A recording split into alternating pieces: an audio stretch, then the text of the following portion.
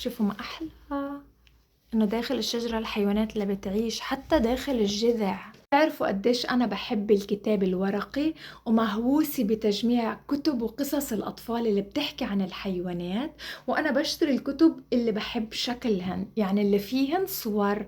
أكتر الكتب اللي موجودة عندي بس فيهن صور. بحب الكتاب اللي فيه كمان بتفتح الصفحة بطلع منه أشياء، أنا بفتح بدور على أشياء. الكتب اللي بحس فيها وحلوة تكون موجودة بالمكتبة عندكم، عشان انتوا بنفع تشوفوا المعلومة بعينيكم مش بس تقروها. في معاي هون 4 كتب كتير قيمة وحلوة تكون موجودة بالمكتبة تبعتكم، جبتن منها ستوك. حق الواحد فيهن بس 50 شيكل وبالعربي. رح أفرجيكم إياهن ما أحلاهن عن الحيوانات تحت سطح الأرض.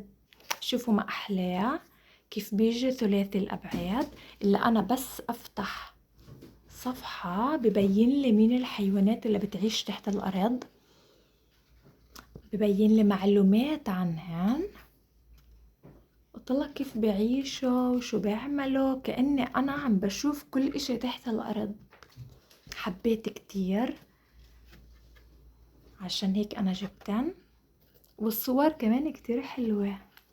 هذا كله تحت الأرض، وفي أكتر من جزء من هاي الموسوعة أنا جبتن كلن. مستعمرة النمل، طما أحلى بيت النمل.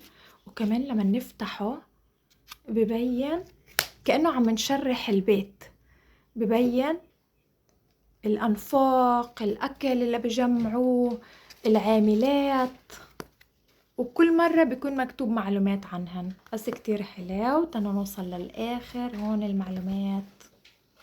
حبيت.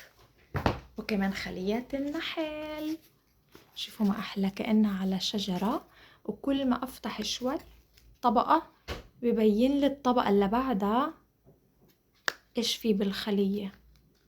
حبيت كتير. حتى العاملات، العسل، حلو.